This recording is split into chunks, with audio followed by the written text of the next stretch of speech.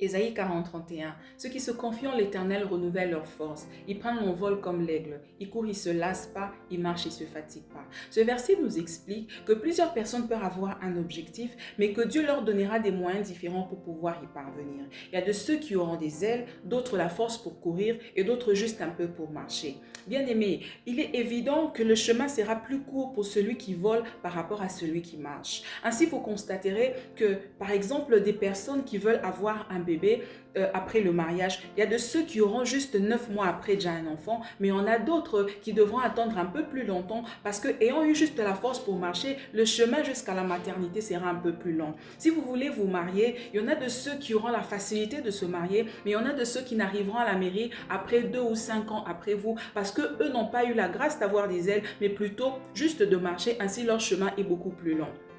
Ce que j'essaie de nous expliquer ici, c'est qu'il y aura toujours autour de nous des personnes qui obtiendront avec un peu plus de difficulté ce que nous avons obtenu avec une certaine facilité. Mais ce n'est pas pour autant que nous devons nous considérer comme si nous étions plus spirituels qu'eux, comme si nous avons plus prié qu'eux. Ce n'est pas non plus toujours qu'ils ont un problème spirituel, qu'ils ont à se faire délivrer ou à la repentance. Non, des fois c'est juste Dieu qui décide de nous faire passer par le chemin le plus court alors qu'eux empruntent le chemin le plus long. La Bible dit lorsque Israël est sorti du pays d'Égypte, Dieu a fait exprès de leur faire passer par le chemin le plus long parce qu'il ne voulait pas qu'ils rencontrent la guerre dans le chemin le plus court contre les Philistins.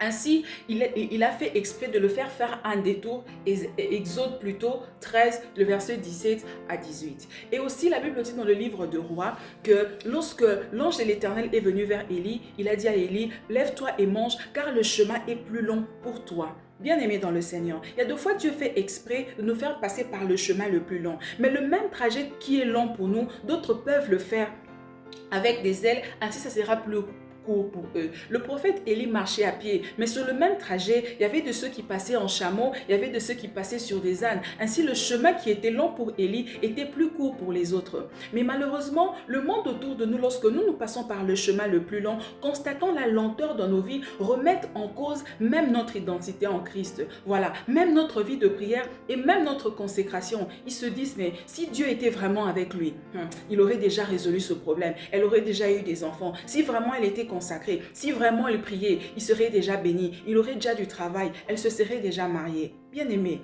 depuis quand est-ce que la matérialisation de la bénédiction et la vitesse avec laquelle Dieu nous délivre des situations est devenue l'unité des mesures ou la preuve qui authentifie notre appartenance à Dieu? Moi, je pense que ces personnes jouent le rôle de l'ennemi parce qu'en fait, ils nous poussent à transformer la pierre en pain pour prouver que nous sommes fils de Dieu. Eh bien, tu sais quoi? C'est de notre responsabilité de grandir assez dans la foi pour pouvoir être convaincus que nous appartenons à Dieu, peu importe ce qui se passe autour de nous. Voilà, nous ne tirons pas notre assurance des faits extérieurs, mais du Saint-Esprit qui témoigne dans nos cœurs que nous sommes enfants de Dieu. Et si toi, mon frère, ma soeur, tu as reçu la grâce de Dieu d'avoir des ailes, tu as reçu ton mariage, tes enfants, ton travail, ton ministère, en passant par le chemin le plus court, ne minimise pas celui qui passe par la marche, qui passe par le chemin le plus long. Non, ne le regarde pas comme s'il a un problème, comme s'il a à se faire pardonner ou à se faire délivrer. Respecte son chemin, laisse-lui faire sa vie avec Dieu, respecte son parcours. Et si toi aussi, mon frère, ma soeur, tu passes par le chemin le plus long, s'il te plaît, ne va pas te mirer dans la vie des autres. Ne compare pas le rythme de ta vie à celle des autres. Surtout ne cède pas à la pression. Ne cherche pas à voler avec la force que Dieu t'a donnée pour marcher. Ça va te frustrer, tu seras épuisé et ça va t'écraser. Et le diable a tenté de le faire avec Jésus. Il a dit à Jésus, si tu es le Fils de Dieu, saute du haut de ce temple. Mais Jésus savait que dans la dimension humaine, pour se déplacer, il fallait qu'il marche, il ne fallait pas qu'il vole. Ainsi, il n'a pas cédé à la pression de l'ennemi. Du haut de cette montagne, il est redescendu à pied. Il a marché jusqu'à Golgotha. Oui, ça lui a pris le temps que ça lui a pris, mais ça ne lui a pas empêché de devenir notre Seigneur et Sauveur. Tu vois, c'est ce que je veux te dire. Ici, je veux te dire ceci. Oui, le chemin est long, la marche est lente, mais ça ne t'empêchera pas d'arriver là où tu dois arriver. Ça ne t'empêchera pas de devenir la personne que Dieu veut que tu deviennes. Tu obtiendras ce que tu dois obtenir.